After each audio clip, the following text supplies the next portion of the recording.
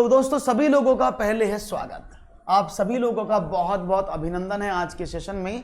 अगर आप नए हैं तो जल्दी से सेशन शुरू होने से पहले सब्सक्राइब जरूर कर लें चैनल को और वीडियो को लाइक जरूर कर दें और आगे बढ़ा दें हमारे इन सभी वीडियोस को, जिससे कि आपको लगातार ये बेहतरीन क्वेश्चंस का कलेक्शन मिलता रहे। आप सभी को मेरा प्यार भरा नमस्कार। चलो स्वागत करते हैं, शुरुआत करते हैं पहले प्रश्न की। तो जल्दी से धमाकेदार तरीके से पढ़ना है और आगे सेशन को शेयर करते जाना है, यही तो हमने ठाना है। तो पहला प्रश्न आपकी स्क्रीन पर ये रहा। सलीम, एक समस्या योग दिया गई है। सलीम को एक समस्या दी गई है योग की, और क्या कहा गया है कि 6 मीटर का फीता 12 टुकड़ों में काटा जाना है। प्रत्येक टुकड़े की लंबाई कितनी होगी?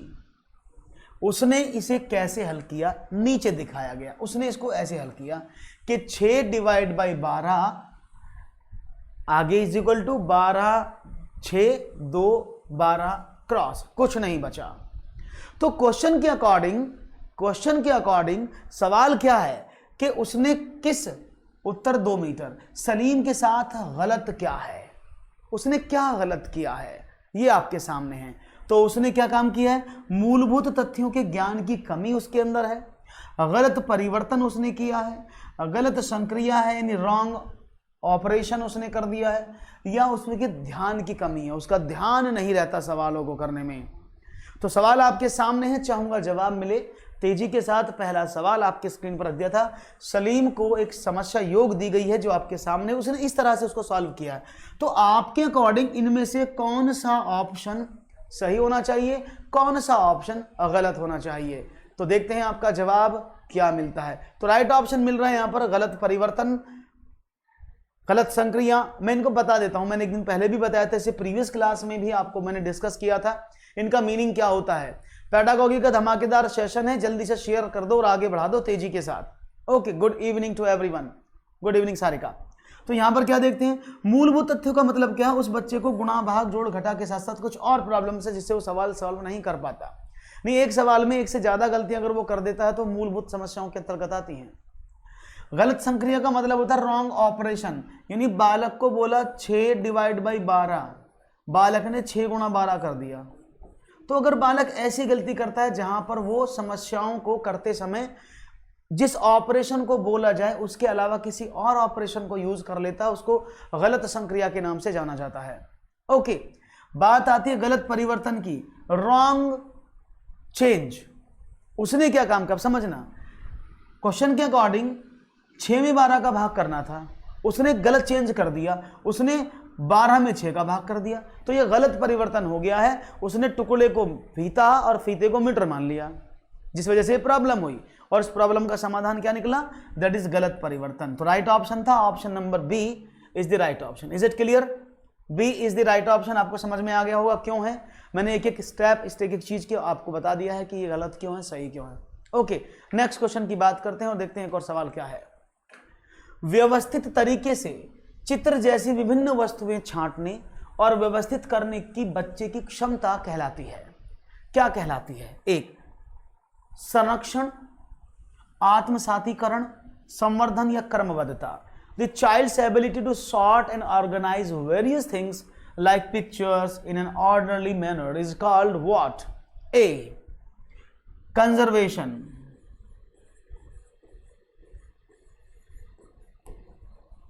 2 एसिमुलेशन, 3 प्रमोशन, सीरियलाइजेशन।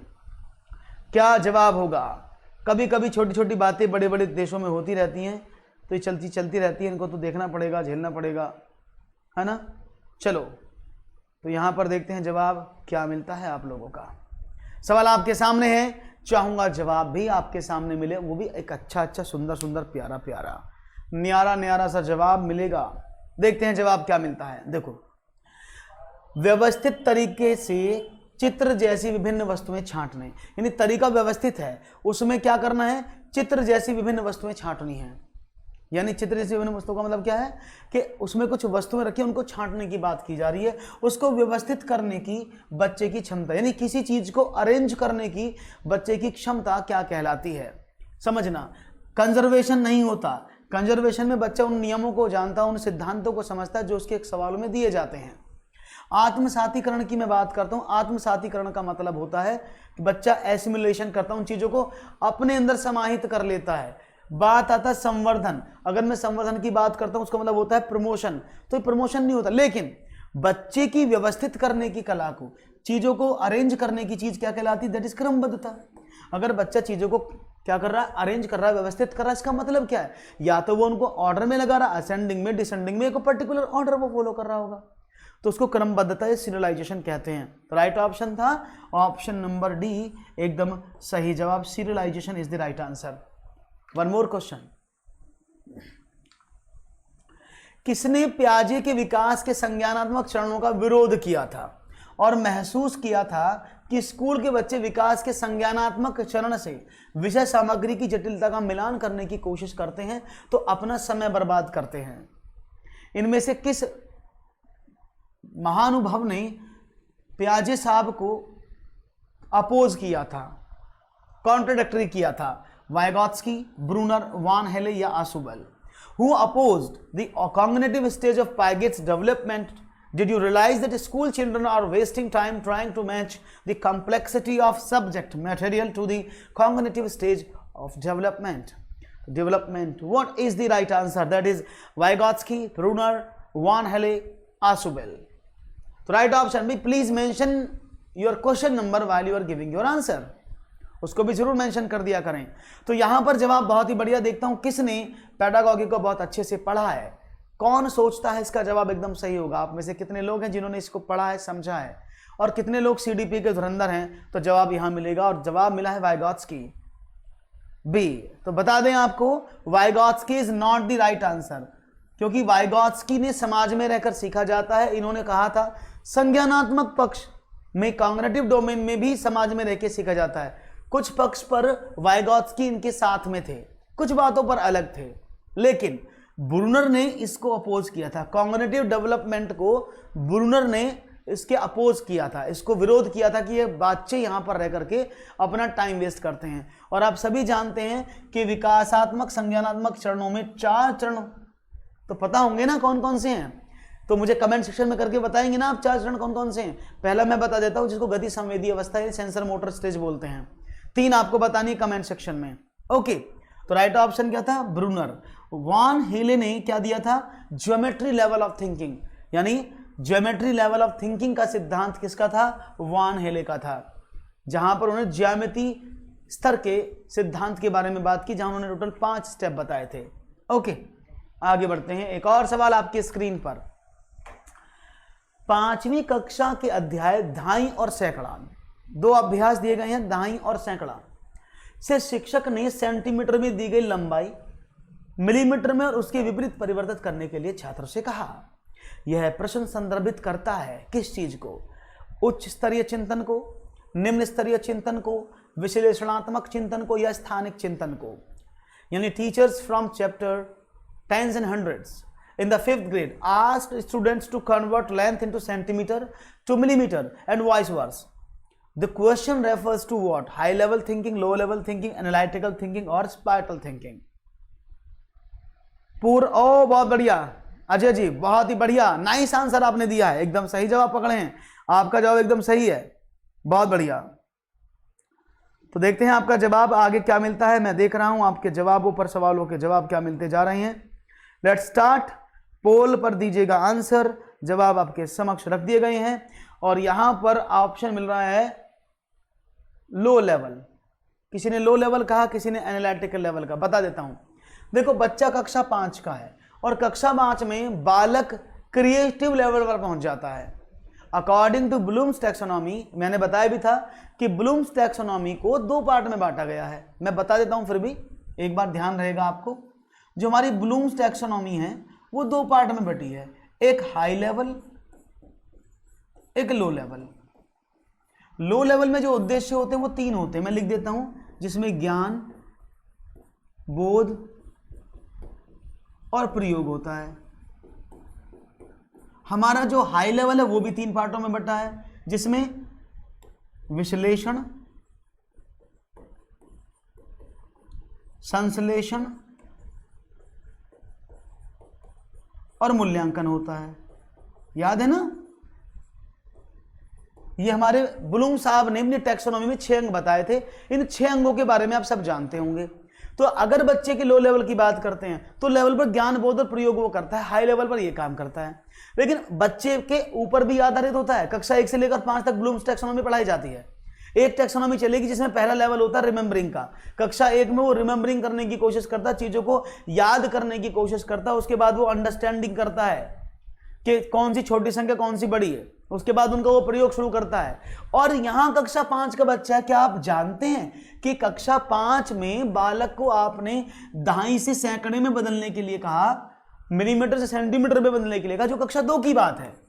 कक्षा 2 में भी सिखाया जाता है, ये कक्षा 3 में सिखाया जाता है। कक्षा 5 का बच्चा है तो क्या उसके लिए वो हाई लेवल की बात होगी? मान लिया आप 12th में पढ़ते हैं और आपसे एक 5वीं क्लास का सवाल पूछ लिया जाए तो वो आपके लिए हाई लेवल का होगा कि लो लेवल का? वो निम्न स्तर का सवाल होगा। सही जवाब था निम्न चिंतन, निम्न स्तरीय चिंतन। यानी वह बालक अगर मिलीमीटर से सेंटीमीटर में बदल रहा है तो वह लो लेवल थिंकिंग पर है, न कि हाई पर। हाई का मतलब और ऊपर। ओके, बहुत बढ़िया जवाब आप लोगों का। समझ रहे हैं सब, धीरे धीरे हौले हौले चीजें क्लियर हो रही हैं, धीरे धीरे काबू में आएंगी, धीरे धीरे आप चीजों को समझेंगे। एक और सवाल आपके स्क्रीन पर दम तोड़ता हुआ, बहुत बढ़िया।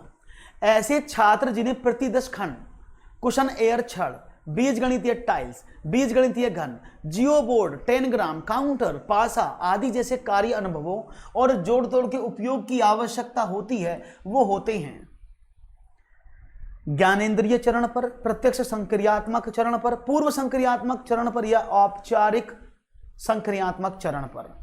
किस लेवल पर वो बच्चे होते हैं ये आपको बताना है। Okay, students who are called sample blocks, Cuisenaire rods, algebraic tiles, use of experiences and manipulation such as tiles, algebraic cubes, geoboards, 10 grams, counters, dice and etcetera are required. They are at which level? और आप सभी जान रहे होंगे ये जो चारों अवस्थाएं यहां लिखी हैं, ये जो चारों लेवल यहां पर लिखे हैं, ये पियाजे के यानी पाइगेट के कौन से लेवल हैं? चारों लेवल हैं कॉग्निटिव डोमेन के, यानी पियाजे के संज्ञानात्मक पक्ष के चारों चरण हैं। इनमें से अगर एक बालक इनमें से कुशन एयर छड़, बीज गणित आदि का प्रयोग करके सीखता है, उसे आवश्यकता होती है, तो वो कौन से चरण पर होता है? ऑप्शन आपके सामने हैं। तो यहां पर देखेंगे ज्ञानेंद्रिय चरण पर, जिसको आप बोलते हैं सबसे पहली अवस्था गति संवेदी अवस्था भी इसको बोला जाता है, सेंसर मोटर इसको बोलते हैं। ओके, दूसरा था अजय, अभी जो टाइमिंग चल रहा है ना वो डेली 5 बजे होगा, अभी ये शुक्रवार तक चलेगा, यानी आज वेंसडे ना, वेंसडे, थर्सडे, फ्राइडे 3 दिन होता है 5 बजे। ओके, आगे बढ़ूं। दूसरा था प्रत्यक्ष। प्रत्यक्ष का मतलब क्या होता है? Direct experiences. यहां पर बालक डायरेक्ट एक्सपीरियंस से सीखने की कोशिश कर सकता है। फिर आता है पूर्व संक्रिया। बता दूं पहले, प्रत्यक्ष अप्रत्यक्ष बाद में आते हैं, अलग अलग लिखे, नंबर से नहीं लिखा है। ये पहला है, ये दूसरा है, ये तीसरा और ये चौथा है। तो बालक जब पूर्व संक्रियात्मक अवस्था पर होता है, इनकी एज भी बता देता हूं। बहुत बढ़िया, अरे वाह, बहुत ही खूबसूरत। तो पहले मैं एज के हिसाब से क्लियर कर देता हूं। 0 से 2 वर्ष की अवस्था पर बालक जो होता है वो होता है ज्ञानेंद्रिय अवस्था पर, ठीक है ना। 0 से 7 आती है पूर्व संक्रियात्मक अवस्था, प्री ऑपरेशनल स्टेज बोलते हैं। उसके बाद आती है 7 से 11, किसी में 12 भी लिखा है बुक में, किसी में 11 लिखा है, लेकिन हम 11 को स्टैंडर्ड मानते हैं। वो होता है प्रत्यक्ष संक्रियात्मक अवस्था। और औपचारिक में आ जाता है बच्चा 11 से 15 वर्ष की आयु में। 0 से 2 बच्चा होता है अपना शैशव काल अवस्था होती है, बहुत ही आदर्श काल अवस्था होती है, जहां बच्चा अपनी चीजों को सीखता है ज्ञानेंद्रियों के आधार पर। यहां पर बात करते हैं पूर्व संक्रियात्मक अवस्था में बालक अपनी चीजों को जानने लगता है, पहचानने लगता है। ये तेरा घर, ये मेरा घर, ये घर बड़ा हसीन है, ऐसे ऐसे गाने भी गाने लगता है, क्योंकि उसे तेरा मेरा पता लग जाता है कि हमारा है तुम्हारा है, ठीक है। जब आता है प्रत्यक्ष संक्रियात्मक अवस्था पर, तो वो क्या करता है? वो चीजों में मतभेद, चीजों को मूर्त रूप से समझना, जानना, पहचानना शुरू कर देता है। इसलिए बच्चा ऑप्शन नंबर बी प्रत्यक्ष संक्रियात्मक अवस्था पर था। और औपचारिक यानी फॉर्मल ऑपरेशनल स्टेज में बालक सवालों को हल करना, चीजों को समझना, अपने निर्माण करना सीख जाता है। ओके, तो राइट ऑप्शन क्लियर हुआ, बहुत बढ़िया। नहीं निकल पेडागॉजी नहीं थी। आगे बढ़ते हैं, एक और सवाल आपकी स्क्रीन पर। एक कक्षा को 342, 718, 315, को निकटतम धाई में पूर्णांक करने के लिए कहा गया? एक विद्यार्थी का उत्तर था 340, 710 और 310। यह किस प्रकार की त्रुटि है? गलत कलन, पुनर्वर्गीकरण की त्रुटि, आधारभूत तथ्य की त्रुटि, संक्रियात्मक त्रुटि। Let a class B integer 342, 718 and 315 to the nearest tens. Asked to do. One student answer was 340, 710, 310. What kind of error is this? Wrong calculation, reclassification error, basic error या operational error? तो देखते हैं आपका जवाब क्या मिलता है।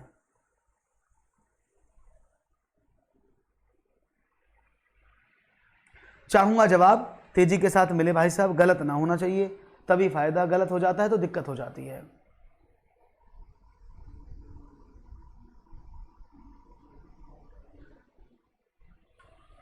Okay okay, welcome welcome welcome. हाँ, सैटरडे को रीजनिंग और कंप्यूटर होता है रंजना। ओके, बढ़िया बता। तो जवाब देख रहे हैं क्या मिल रहा है आपका? मैं वेट कर रहा हूं जवाबों का।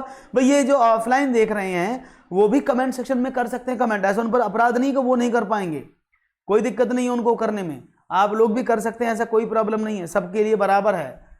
तो यहां पर देखते हैं जवाब क्या मिल रहा है आप लोगों का, और मैं देख रहा हूं, चलिए समझते हैं।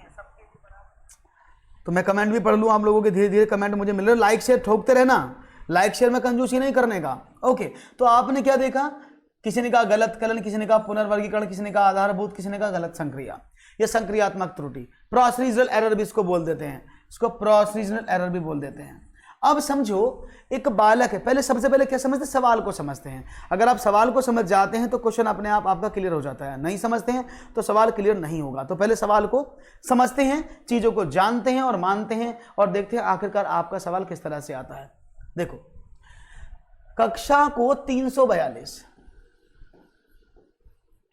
718 और 315 को निकटतम दहाई यानी अप्रोक्सीमेट वैल्यू टेंस में निकालनी। तो अब तो जानते हैं, अगर दहाई के अप्रोक्सीमेट कर रहा हूं, अगर ये वाली संख्या 5 या 5 से ज्यादा तो मुझे इधर एक बढ़ाना पड़ेगा, नहीं है तो छोड़ना पड़ेगा। तो ये कितना हुआ? 340 अप्रोक्सीमेट। ये क्या हो जाएगा? 720, और ये क्या हो जाएगा? 320। ये होगा ना? बात समझ रहे हैं ना? 320 होगा ना, क्योंकि जब आप अप्रोक्सीमेट करते हो तो जिस वैल्यू के साथ अप्रोक्सीमेशन करना होता है उस वैल्यू को चेक किया जाता है, क्या वो 5 के ऊपर है कि नीचे। अगर वो 5 के बराबर है या ऊपर है तो आप एक बढ़ा देंगे दहाई में, तो एक दहाई बढ़ गया, 20 हो गया दहाई। कम है तो उतना ही लिख देंगे। तो ये अप्रोक्सीमेट वैल्यू थी। बालक ने 340 को तो सही किया, 710 और 310 भी लिख दिया गलती से। तो ये किस तरह का एरर है? एरर क्या है? उसे संक्रिया नहीं पता है, उसे प्रोसेस नहीं पता है। आधारभूत तथ्य की त्रुटि जब जिसमें एक से ज्यादा गलती करता, वो ज्यादा गलती तो कर ही नहीं रहा है, वो तो सब में से आगे वाली संख्या हटा दी उसने, रख दिया, कम करके लिख दिया उसने। तो उसने कोई एरर थोड़ी की मूलभूत संक्रिया की, जोड़ने घटाने में थोड़ी एरर कर रहा है। एरर कहां कर रहा है? आप पुनर्वर्गीकरण का मतलब क्या बताया था मैंने आपको? रिक्लासिफिकेशन का मीनिंग क्या था? जब वो हासिल संबंधी गलती करता है, तो हासिल तो यहां पर कुछ हुआ ही नहीं है, तो मतलब क्या हुआ? दैट इज संक्रियात्मक त्रुटि। ये प्रोसीजरल एरर है। और प्रोसीजरल एरर क्या कहता है? ऑपरेशनल एरर क्या कहता है? कि जो ऑपरेशन होगा वो सब में होना चाहिए जो नियम से लागू होता है। क्लियर? तो राइट ऑप्शन क्या था? ऑप्शन नंबर डी, ये संक्रियात्मक त्रुटि है, क्योंकि बालक को कंसेप्ट नहीं पता है, संक्रिया नहीं पता है कि किस तरह से उसको करना था, उसने गलत ऑपरेशन लगा दिया। ठीक है ना? ऑपरेशनल एरर, इसको प्रोसीजरल एरर भी बोलते हैं। प्रोसीजर उसने नहीं सही लगाया है। ओके, बात समझ में आया है, बहुत बढ़िया। ओके, आगे बढ़ते हैं और देखते हैं जवाब एक और सवाल का। Question number 47। एक खेत की लंबाई इसकी चौड़ाई से 3 गुना अधिक है और इसका परिमाप 440 मीटर है। इस समस्या का गणितीकरण कैसे किया जा सकता है? In mathematisation, how you can mathematise. नहीं, वो ऑपरेशनल एरर जो होती है वो रॉन्ग ऑपरेशन होता है, ये वो ऑपरेशन नहीं है, वो ऑपरेशनल एरर है, वो प्रोसीजरल एरर है, वो संक्रिया होता है और वो संक्रियात्मक चीज है। तो एक संक्रिया मीन्स होता है कैलकुलेशन करना, संक्रियात्मक मतलब होता है प्रोसेस करना। ओके, हाँ, अगर ऑपरेशन रॉन्ग होता रंजना तो हम प्लस का जगह माइनस, माइनस का जगह प्लस करते हैं। आप बिल्कुल सही कह रही हैं धापू। ओके, देखते हैं जवाब। तो सवाल था एक खेत की लंबाई और चौड़ाई का गुणा अधिक है, तो length of a field is 3 times its width and its perimeter is 440 meter. How can this problem be mathematized? A 3 into x into x, ये x है, into x is equal to 440, 3x plus x is equal to 440, ऐसे 2x into 3x plus x बराबर 440 है, 3x upon 3 is equal to 440. तो देखते हैं जवाब क्या मिलता है आप लोगों का। क्वेश्चन आपके सामने लिखा हुआ है, एक खेत की लंबाई चौड़ाई से 3 गुना अधिक है, ये आपको मैथमेटिकल फॉर्म में प्रेजेंट करना है। क्या इसका मैथमेटिकल फॉर्म होगा, ये आपको सोचना है, समझना है। चलो तो देखते हैं क्या मैथमेटिकल फॉर्म इसका हो सकता है। लेट्स सी, और सवाल को समझते हैं। ये खेत है, ये खेत है, उस खेत की लंबाई इसकी चौड़ाई से 3 गुना अधिक है, यानी खेत की लंबाई उसकी चौड़ाई से। अगर मैं खेत की, क्योंकि x में दिया ना सब कुछ, अगर मैं x की चौड़ाई मानता हूं तो खेत की लंबाई 3x हो गई। क्लियर है भाई, कोई प्रॉब्लम नहीं। उसने कहा इसका परिमाप 440 है। अब आयत का परिमाप क्या होता है, 2 into l plus b, और यहां l की जगह क्या है, आपने कहा सर l की जगह तो 2x है, 3x है, और b की जगह x है। इसका वैल्यू किसके बराबर है, 440 के। तो ये इसका मैथमेटाइजेशन फॉर्म होगा, जो कि ऑप्शन नंबर सी है। क्लियर। तो अगर अरे रंजना जी, अगर ऐसे ऐसे सवाल आपको करने को मिलेंगे तो क्या आपको लग रहा है कि आपके सवाल गलत होंगे? नेवर, कभी नहीं, एवर। तो भाई सवालों को समझते रहो, देखते रहो। और ये जो छुपम छुपाई है ना, ये मुझे समझ में नहीं आई आज तक। बच्चे आते हैं, सवालों को पढ़ते हैं, देखते हैं, फिर चले जाते हैं। मैं ये नहीं समझ पा रहा हूं कि प्रॉब्लम क्या है। क्वेश्चन एकदम नए हैं, समझ में आ रहे हैं, चीजें ठीक है, फिर भी I am very much worry about it. Don't know आज का युवा क्या चाहता है। अब मुझे समझ में आ रहा, मोदी जी को इसलिए समझ में नहीं आया युवा क्या चाहता है। युवा की चाहत का ही नहीं पता है ना, कि युवा ये चाहता है। आगे बढ़ते हैं। निम्नलिखित अभ्यास को एनसीईआरटी की 5वीं कक्षा की पाठ्य पुस्तक से लिया गया है। 5वीं कक्षा से लिया गया है। इसका उद्देश्य क्या है? अब देखो, पहले एक्टिविटी सामने लिखी, इसको समझ लो। इसका उद्देश्य क्या, ये समझने की कोशिश करना कि इस एक्टिविटी को क्या है। ओके, यहां पर लिखा है 1 लीटर। क्लियर। इधर लिखा है 500 ml प्लस 500 ml, एरो लगा है 1 लीटर। यहां लिखा है ब्रैकेट डैश और 200 ml। तो इसमें क्या भरूं? आपने कहा सर 800 लिख दोगे तो ये 1 लीटर हो जाएगा, है ना। हम आगे बढ़ते हैं। आगे क्या हुआ, ml ml ml, इधर क्या लिखा ml ml ml, इधर ml ml ml, यहां भी ml ml। तो यानी यहां कोई सी भी संख्या आप भर रहे हो तो ये 1 लीटर पर आकर रुकती है। यही तो कहानी है। अब इस सवाल को पढ़ो, सवाल का मतलब क्या है, क्वेश्चन का मीनिंग क्या है। इस अवधारणा को पक्का करना कि 1000 मिलीलीटर में 1 लीटर होता है। मिलीलीटर में 1000 लीटर होते हैं। अनुमान के कौशल की जांच करना, यदि योग में कोई समस्या हो तो उसका निदान करना, योगात्मक मूल्यांकन करना। तो the following exercise has been taken from the NCERT 5th grade book textbook. तो व्हाट इज द मीनिंग और what is the use of this activity to do in the class? मैं चाहूंगा जवाब मिलेगा एकदम बढ़िया से। क्या देंगे इसका जवाब? भाई देख लेते हैं। सिंपल सी बात है, बच्चा है, 5वीं क्लास का बच्चा है, और 5वीं क्लास के बच्चे की पाठ्य पुस्तक में लिखा हुआ है, सवाल वहीं से उठाया गया है। तो ये तो आपको पता होना चाहिए। 5वीं क्लास हमने भी करी, आपने भी करी। एक्टिविटी का मतलब क्या, और मैंने समझा भी दिया। तो सही जवाब आपने एकदम सही पकड़ा। दैट इज, इस अवधारणा को पक्का करना कि 1000 मिलीलीटर में 1 लीटर होता है। क्योंकि देखो 500 500 1000 हो गया, 800 200 1000 हो गया। मैंने यहाँ लिखा 400 ml, यहाँ पर भी मैंने 400 ml लिख दिया, तो ये भी 1000 हो गया। मैंने लिखा 100 ml, मैंने लिखा 500 ml, 200 ml 200 ml, मैंने लिखा 300 ml, 500 ml, 200 ml। इन सब से जितने भी ml भरना, आपको 1 लीटर बनाना है। और जो वो 1 लीटर बन जाएगा उसी को तो बोलोगे आप कि हाँ भाई सब कुछ आके एरो लग के 1 लीटर पर रुक रहा है। यानी इस अवधारणा को मजबूत करना चाह रहे हैं कि अगर इन mls को जोड़ा जाए तो 1 लीटर में 1000 ml होते हैं। और वही तो लिखा था यहाँ पर। सही जवाब है इस अवधारणा को पक्का करना कि 1000 मिलीलीटर में 1 लीटर होता है। ये बात समझ में आ गई सबको? बहुत बढ़िया से आई। अनुमान के कौशल की जांच है, कोई अनुमान थोड़ी लगाया जा रहा है। अब यहाँ प्लस का समस्या नहीं है और योगात्मक मूल्यांकन तो कर ही नहीं सकते इससे, क्योंकि मूल्यांकन 2 तरीके का होता है, एक होता है ऐसे, एक होता है ऐसे, प्रारंभिक मूल्यांकन और योगात्मक मूल्यांकन। और योगात्मक मूल्यांकन कब होता है? आप जानते हैं ना, योगात्मक मूल्यांकन हमेशा वर्ष के अंत में या सत्र की समाप्ति के बाद या सिलेबस को कंप्लीट होने के बाद कराया जाता है। ये प्रारंभिक आकलन की बात है, क्योंकि ये ड्यूरिंग दी एक्टिविटी कराया जाता है। एक और सवाल, मां ने 180 पूड़ियां बनाई, 5 लोगों में प्रत्येक ने 32 पूड़ियां खाई और शेष कितनी बची? इस प्रकार का प्रश्न लिंग के आधार पर भेदभाव को दर्शाता है, शब्द संबंधी समस्याओं को समझाने का आसान तरीका है, वास्तविक जीवन से संबंधित नहीं है, हल करने की में कठिनाई है।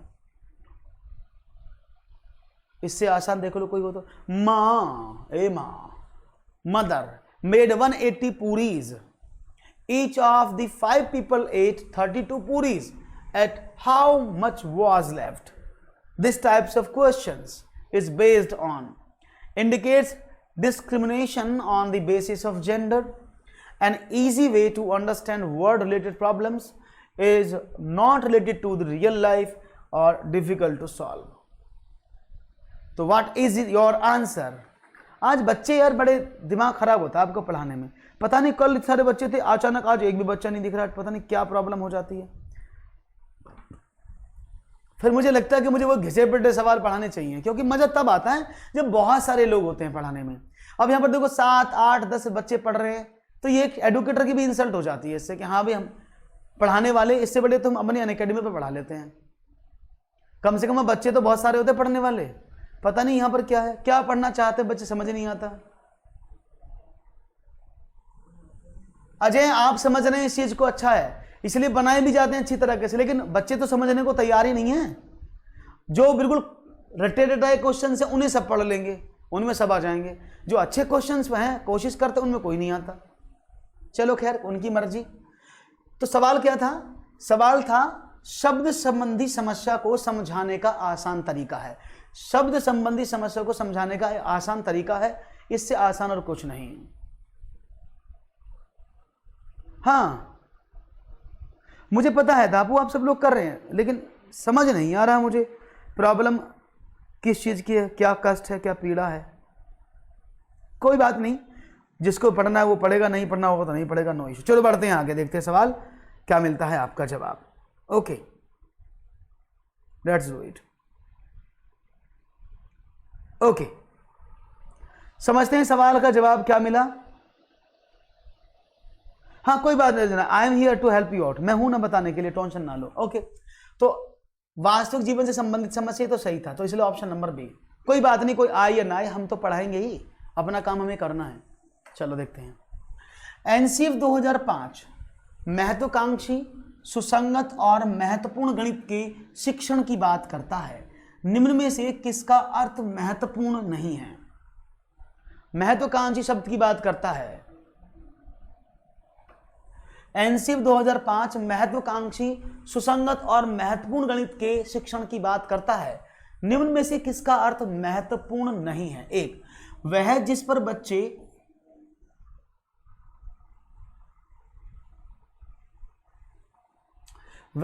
बच्चे एक मिनट रुकिएगा, अपना समय और ऊर्जा खर्च करना उपयोगी समझते हैं। वह जिस पर अध्यापक अपना समय और ऊर्जा खर्च करना उपयोगी समझता है, वह जिसे गणितज्ञ गणित के लिए महत्वपूर्ण समझते हैं, या वह जिसे प्रत्येक विद्यार्थी को आसानी से समझाया जा सके। 4 ऑप्शन है। NCF 2005 of ambitious, coherent and important mathematics speaks of teaching which of the following means important is not it. इनमें से कौन सा महत्वपूर्ण को मतलब को नहीं समझा दर्शाता है? सवाल ये है। ओके बढ़िया, आपको पढ़ना है तो बहुत अच्छी बात है, आपको ऐसे क्वेश्चन मिलेंगे। तो देखता हूं जवाब क्या मिलता है आपके सामने। एनसीएफ 2005 महत्वपूर्ण, सुसंगत और महत्वपूर्ण गणित की शिक्षण की बात करता है। निम्न में से किसका अर्थ महत्वपूर्ण नहीं है, ये आपको बताना। जल्दी से जवाब दो भाई, आपका जवाब आना चाहिए तेजी के साथ। ये बोरिंग वाली क्लास नहीं चाहिए, तेजी से मजबूत रहो, जागते रहो और उत्तरों के जवाब देते रहो, तभी तो समझदारी है और तभी आपके प्रश्न इन प्रश्नों पर भारी हैं। बढ़िया जवाब मिलता हुआ, बिल्कुल सही। देखो, अगर महत्वपूर्ण की बात करते हैं, इंपॉर्टेंट मैथ की बात करते हैं, उसका मतलब क्या होता है, बालक उस पर अपना समय ऊर्जा खर्च करना उपयोगी समझते हैं। अगर वो इंपॉर्टेंट है तो बालक उस पर अपना ऊर्जा भी, समय भी, हर एक चीज खर्च करने की कोशिश करता है। वह जिस पर अध्यापक अपना समय, यानी टीचर भी उस कंसेप्ट को पढ़ाने के लिए, समझाने के लिए अपना टाइम, ऊर्जा और मेहनत को खर्च करता है। इसके साथ साथ वह जिसे गणितज्ञ गणित के लिए महत्वपूर्ण समझते हैं, यानी वो जो गणित के लिए महत्वपूर्ण समझते हैं, ये नहीं गणितज्ञ तो गणित के लिए पाइथागोरस थ्योरम को, लाप्लास थ्योरम को, रिंग को, ग्रुप को, इन सबको मानते हैं इंपॉर्टेंट, वो भी मानते हैं।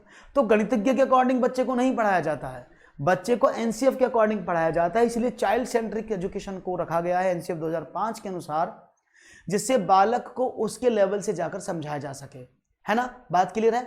इसीलिए गणितज्ञ महत्वपूर्ण समझते हैं वो मैटर नहीं करता, टीचर कौन सा महत्वपूर्ण समझता है, बालक किसको ज्यादा समझता है और कैसे वो आसानी से समझ में आ जाता है, बात ये है।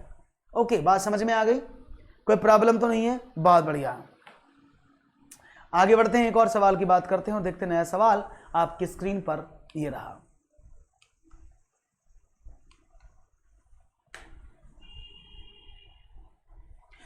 गणित की अच्छी पाठ्य पुस्तक में क्या होना चाहिए, देखते हैं जवाब क्या मिलता है। ए, जिस गणित को बच्चे पढ़ते हैं अपनी पाठ्य पुस्तकों में, उसे उस गणित से जोड़ना जिसे अपने चारों ओर देखते हैं और अनुभव करते हैं। ओके, जीवन की उन परिस्थितियों में जिनमें वो रहते हैं के माध्यम से अवधारणाओं को प्रस्तुत करना, परिभाषाओं और गणितीय शब्दों के साथ अवधारणाओं के निर्माण की शुरुआत करना, प्रतिरूपों का अवलोकन करके उनकी खोज करके और बच्चों को अपने स्वयं के शब्दों में परिभाषित करने के अवसर प्रदान करके अवधारणाओं व विचारों का निर्माण करना। इनमें से कौन सी अच्छी पाठ्य पुस्तक में क्या नहीं होना चाहिए, नहीं की बात हो रही, याद रखिएगा, क्या नहीं है। ओके, तो देखते हैं जवाब क्या मिलता है, ठीक है ना, देखते हैं क्या जवाब मिलता है। तो देखते हैं, यानी जिस गणित को बच्चे पढ़ते हैं अपनी पाठ्य पुस्तकों में, वह उस गणित से जोड़ना जो अपने चारों ओर अनुभव करते हैं। तो बात समझ रहे हैं, इस बात का मीनिंग क्या है, क्या मीनिंग हुआ इस बात का, क्या मतलब निकला, बिल्कुल सही। एनसीएफ कहता है कि बालक को जब भी पढ़ाया जाए उसके दैनिक जीवन से जोड़ करके उसकी दैनिक चीजों को याद में रखकर उसको समझाया जाए, यानी ये पॉइंट तो सही है। जीवन की उन परिस्थितियों में जिसमें वो रहते हैं, बिल्कुल सही बात है, यानी जिस जीवन को वो जी रहे हैं उनके दैनिक जीवन में जो घटनाएं घटित हो रही हैं, उन घटनाओं के आधार पर जोड़कर अगर गणित को पढ़ाओगे तो वो बहुत ही बेटर इंपैक्ट डालेगा। इसके साथ परिभाषाओं और गणितीय शब्दों के साथ अवधारणाओं के निर्माण की शुरुआत करना। अब बताओ, परिभाषाओं गणित के शब्दों के साथ अवधारणाओं के निर्माण की शुरुआत कैसे कर लेगा बच्चा। एक अच्छी पाठ्य पुस्तक में आप परिभाषाओं और गणितीय शब्दों के आधार पर अवधारणाओं कंसेप्ट का निर्माण नहीं कर सकते। ओके, और प्रतिरूपों का अवलोकन करके उनकी खोज करके बच्चों को अपने स्वयं के शब्दों में परिभाषित करने के अवसर प्रदान करके अवधारणा और विचारों का निर्माण करना, ये तो बिल्कुल सही है। ओके, क्लियर है, कोई प्रॉब्लम तो नहीं।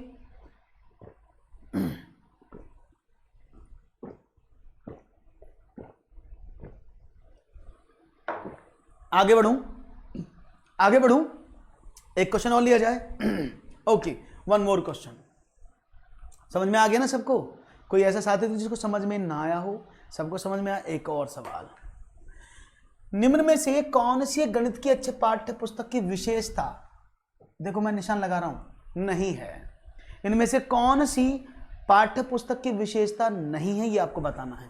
उत्तरोत्तर वृद्धि के माध्यम से, उत्तरोत्तर को बोलते हैं प्रोग्रेसिव, उत्तरोत्तर का मतलब प्रोग्रेसिव, वृद्धि के माध्यम से किसी विषय में बच्चे ने जो सीखा है उसकी निरंतरता स्थापित करना, एक से अधिक विद्यार्थियों द्वारा हल होने वाली समस्याओं को प्रस्तुत करना, गणित के उच्चतर कक्षा का भाग मानकर समस्याओं को प्रस्तुत नहीं करना, उपरोक्त में से कोई नहीं।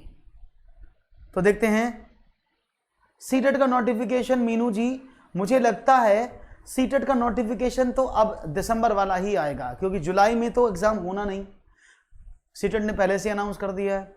अभी वेट कर रहे हैं, तो दिसंबर वाला एग्जाम सीटेट का जरूर होगा। ओके ओके, बढ़ते हैं जवाब। तो यहां पर देख दो, प्रोग्रेसिव वृद्धि के माध्यम से, बिल्कुल सही बात है भाई। आप बच्चे की हमेशा कंटिन्यूस स्टडी कराते हैं, प्रोग्रेसिव रिपोर्ट उसकी जांचते हैं, तो बच्चे ने जितनी प्रोग्रेस की है, उसने वो सीखा है, उसमें कंटिन्यूटी बनाए रखना, ऐसी किताब होनी चाहिए, बिल्कुल सही बात है। एक से अधिक विद्यार्थी द्वारा, बिल्कुल सही बात है, यानी समस्याओं को ऐसा प्रस्तुत किया जाए जिसमें बालक, एक तेज बालक भी उसमें काम कर पाए और एक मंदबुद्धि और एक सामान्य बालक भी उसमें पढ़ पाए, क्योंकि 3 तरह के बच्चे आप जानते हैं, तो तीनों में से कौन सा बच्चा होगा, वो तीनों कर पाए। एक से अधिक विद्यार्थियों द्वारा हल होने वाली समस्याओं को प्रस्तुत करना हो गया। गणित को उच्चतर कक्षा का भाग मानकर, यानी हमने क्या माना, गणित को ये मान करके ये हाई लेवल की क्लास में पढ़ाया जाएगा, इसमें नहीं पढ़ाया जाएगा, तो सवाल ही ना देना, तो ये गलत बात है ना, कि आपने गणित में वो सवाल ही नहीं रखे कि ये तो छोटे बच्चे हैं, चुन्नू मुन्नू से हैं, इन पर तो भार पड़ जाएगा, गणित नहीं पढ़ाते हैं, गणित इनको 5वीं कक्षा के बाद पढ़ाते हैं, तो प्रॉब्लम होगी ना। बात समझ रहे हैं ना आप लोग, बिल्कुल सही समझ रहे हैं। तो राइट ऑप्शन क्या था, ऑप्शन नंबर सी, कि गणित को उच्चतर कक्षा का भाग मानकर समस्या को प्रस्तुत ना करना, यह गलत बात है।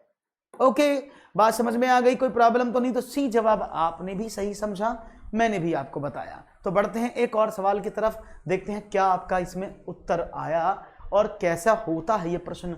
आगे बढ़ते हैं एक और सवाल के लिए। आजकल प्राथमिक स्तर के बच्चों में वैदिक गणित लोकप्रिय होता जा रहा है तथा इसका प्रयोग बच्चों के किस लिए किया जाता है, इसका प्रयोग ये आपको बताना है, किस लिए इसका हम प्रयोग करते हैं ये आपको जानना है। क्या करते हैं, गणितीय समस्या समाधान के कौशल को बढ़ाने के लिए किया जाता है, गणित में उनकी एकाग्रता बढ़ाने के लिए किया जाता है, या गणित में उनके परिकलन कौशल तथा समस्या समाधान की गति को बढ़ाने के लिए किया जाता है, या फिर गणित में उनके फलन विधि, फलन मीन्स फंक्शन मेथड, समझ को बढ़ाने के लिए किया जाता है। तो चाहेंगे जवाब आपका लाजवाब होना चाहिए।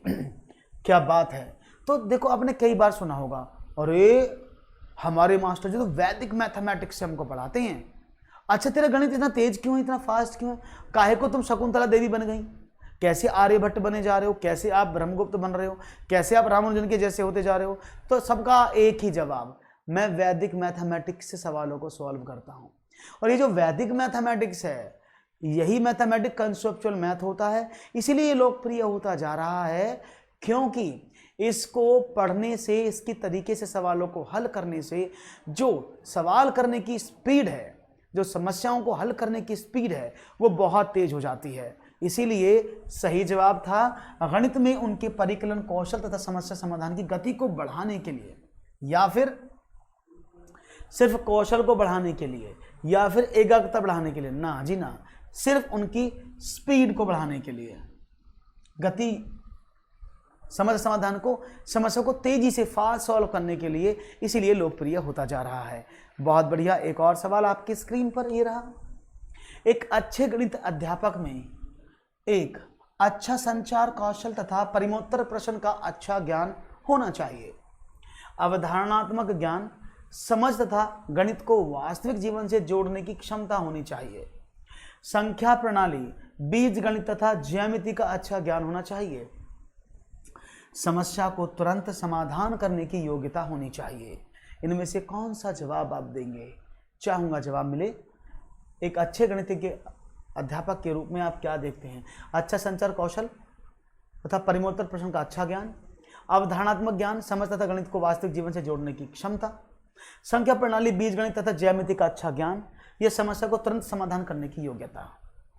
चाहूँगा जवाब मिले आपका।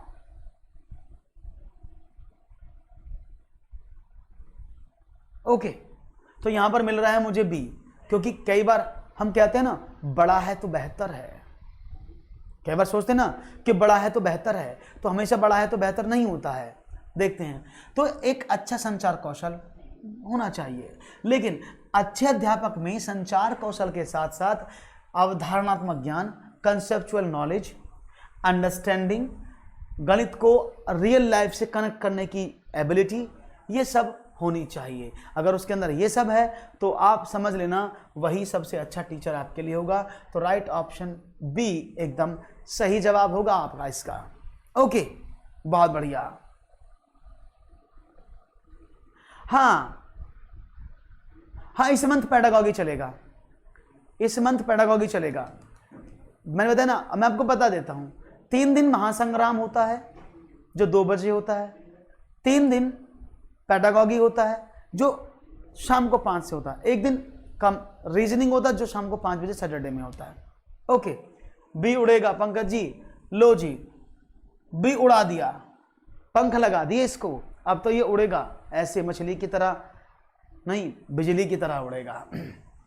दी गई आकृतियों में 3/4 की पहचान करें, इसमें ब्लूम का कौन सा ज्ञानात्मक पक्ष दर्शाया गया है। दी गई आकृतियों में भिन्न 3/4 की पहचान करें, यानी कोई आकृतियां दी गई हैं आपको, उनमें से आपको 3/4 की पहचान करनी है। तो इसमें ब्लूम का कौन सा ज्ञानात्मक, ये क्वेश्चन इंपॉर्टेंट है और बता दूं आपको, क्योंकि ब्लूम्स टैक्सोनॉमी आपसे पिछले साल 2 प्रश्न ब्लूम्स टैक्सोनॉमी से आए थे। ओके, तो दी गई आकृति में एक आकृति दी गई है, उनमें से 3/4 की पहचान करनी है। इसमें कौन सा संज्ञानात्मक यानी ज्ञानात्मक पक्ष दर्शाया गया है। 1 ज्ञान, बोध, विश्लेषण या रचना। सी विश्लेषण। पंकज जी हर चीज का जवाब विश्लेषण नहीं होना चाहिए, ज्ञान ना, मतलब जो आंसर है वो सही नहीं दे रहे हो, बाकी सब सही कर रहे हो। ब्लूम के अकॉर्डिंग ज्ञान उस लेवल की थिंकिंग है जहां पर बच्चा सिर्फ याद करता है। ज्ञान को बस आप रिमेंबरिंग समझ लेना, जब भी पढ़ना ना आप रिमेंबरिंग हमेशा ज्ञान होगा, पहाड़े, गिनती, ये याद करना। जब बालक पहचान करता है, किसी चीज को जानता है, जैसे मैंने कहा ये एक व्रत है, इसमें मैंने ऐसे लिख दिया, तो बालक ने ये 3/4 पहचान कर लिया यहां पर। इसका मतलब क्या है, बालक अंडरस्टैंडिंग लेवल पर है, बालक समझता है, बोध हो चुका है उसको, इसको बोलते हैं बोध, जिसको बोलते हैं अंडरस्टैंडिंग। और इस लेवल पर बालक इसके जैसी समान आकृतियां, समान भिन्न संख्याओं में छोटा बड़ा होना, असेंडिंग डिसेंडिंग ऑर्डर में संख्याओं को लगाना, ये सब इसी लेवल का काम है। और तो और संख्याओं और आकृतियों में अंतर स्थापित करना भी बच्चा ब्लूम्स टैक्सोनॉमी के अकॉर्डिंग इस वाले लेवल पर सीख जाता है, बोध पर। इसलिए वो बच्चा किस पर होगा, that is understanding level.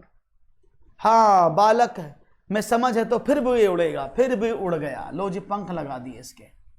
Okay चलिए बात समझ में आ गई, बहुत बढ़िया, वेरी नाइस ऑफ यू। एक और सवाल आपके लिए ये रहा आपकी स्क्रीन पर। चिंतन कौशल का कौन सा स्तर ब्लूम के ज्ञानात्मक पक्ष के अनुसार प्रदर्शित होता है। चिंतन की बात कर रहा हूं मैं, थिंकिंग की बात कर रहा हूं। चिंतन कौशल, थिंकिंग स्किल का कौन सा स्तर ब्लूम के ज्ञानात्मक पक्ष के अनुसार प्रदर्शित होता है। यदि एक विद्यार्थी दी गई संख्याओं के समुच्चय को आरोही और अवरोही क्रम में लिखना जानता है। ये तो आपको पढ़ा हुआ प्रश्न मिल गया भाई, आपके तो मजे आ गए। हाँ भाई, ये तो आपको पढ़ा हुआ क्वेश्चन मिल गया, आपने तो ये नंबर बटोर लिए। अभी मैंने बताया था आपको और आपने मुझे बता दिया। ओ ओ ओ पंकज जी डी उड़ के गिर गया।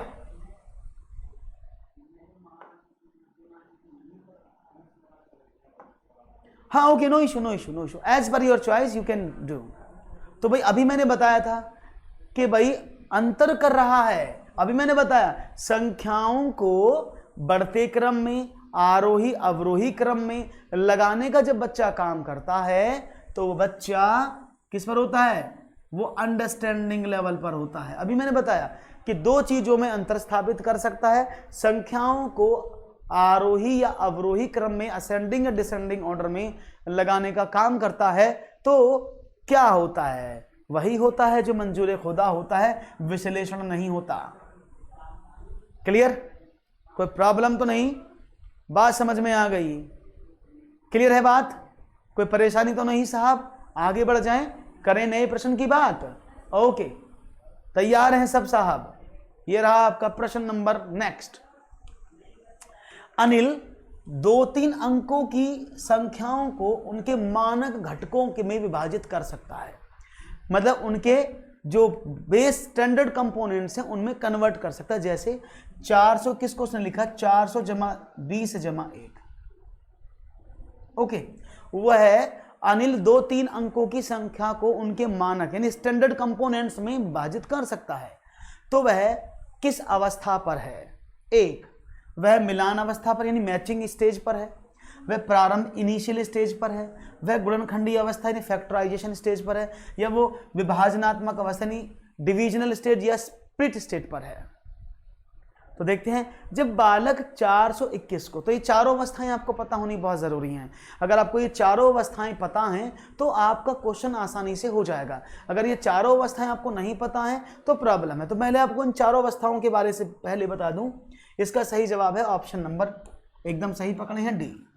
क्यों? क्योंकि जब बालक किसी भी संख्या को उनके स्टैंडर्ड कंपोनेंट्स में तोड़ना शुरू कर देता है, विभाजन शुरू कर देता है, तो उसी को विभाजनात्मक अवस्था, डिविजनल स्टेज या फिर स्प्लिट स्टेज भी कहा जाता है। तीनों नाम एक ही हैं। हम बात करते हैं मिलान अवस्था की। ये जो मैचिंग कंसेप्ट है, मैचिंग स्टेज पर क्या होता है बच्चा, आपने देखा होगा, यहाँ पर आपने बना दिए 2 3 4 5, यहाँ पर बना दिया आपने 2 स्टार, यहाँ पर बता दिया आपने ऐसे 3 वृत्त, और बच्चों को बोला गया यहाँ पर आपने बना दिए ये फूल ऐसे, और बच्चे को दिया ऐसे 5 4 2 3 ऐसे, और बच्चे को बोला करो। तो ऐसा आपने देखा होगा ना, मैं सब में अंतर बताऊंगा, डोंट वरी पंकज जी, सब में अंतर बताऊंगा। तो बच्चा मिलाता है ना ऐसे 2 यहां पर, तो दैट इज मैचिंग कंसेप्ट। यानी जब बच्चा किसी क्वांटिटी को निर्धारित कर सकता है, उसका मैग्नीट्यूड निकाल सकता है, वो इस स्टेज में होता है, दैट इज मिलान अवस्था। अब बात करते प्रारंभ, ये तो समझ में आ गया ना सब लोगों को। अब मैं आगे बताता हूं, बात करते प्रारंभ, इसको बोलते हैं इनिशियल स्टेज। जब बालक प्रारंभिक अवस्था में स्कूल पहुंचता है तो सबसे पहले वो क्या सीखता है, सीधा फैक्टर करने लग जाता है, या फिर वो स्टार्टिंग में 2 कैसे बनता है, FNR कैसे बनता है, A कैसे बनता है, 5 कैसे बनता है, इनको सीखता है। सबसे पहले वो इनको सीखता है ना, तो उन चीज़ों को बनाना सीखना, उन चीज़ों को याद करना, वो सब पहली स्टेज पर होता है, जिसको आप इनिशियल स्टेज बोलते हैं। ओके। गुणनखंड अवस्था का मतलब होता है जब बालक उसके मानक कंपोनेंट में नहीं तोड़ता। मैंने कहा 42 को तोड़ो, अगर 42 को वो 40 + 2 लिखता है तो दैट इज डिविजनल स्टेज। अगर वो 42 को 6 × 7 लिखता है दैट इज गुणनखंडीय अवस्था। तो गुणनखंड में फैक्टर करने में हमेशा मल्टीप्लिकेशन सिंबल का यूज होगा, और जब भी आप विभाजनात्मक अवस्था की बात करेंगे, स्प्लिट स्टेट की बात करेंगे, तो उसमें हमेशा प्लस के सिंबल का यूज होगा। अभी क्लियर है सबका? कोई प्रॉब्लम तो नहीं? सबको समझ में आ गया ना मैंने क्या बताया? I think is it clear now for everyone? Is it clear to everyone? Yes, चारों अवस्थाएं समझ में आई। तो राइट ऑप्शन था विभाजनात्मक अवस्था। आगे बढ़ते हैं, एक और सवाल।